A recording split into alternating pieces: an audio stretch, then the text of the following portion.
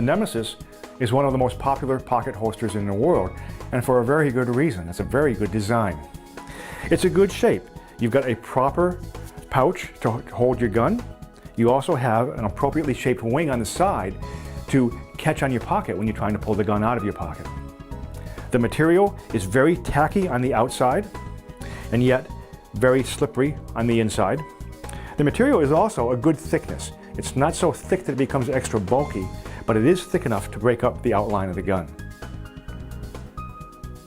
Let me show you what happens if you're using a badly designed pocket holster, not the Nemesis, but one that isn't well designed.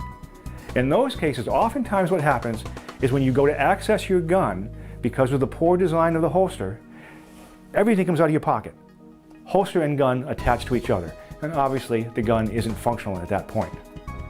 What you want is a holster that when you reach in to grab your gun, reliably, each time and every time, only the gun comes out.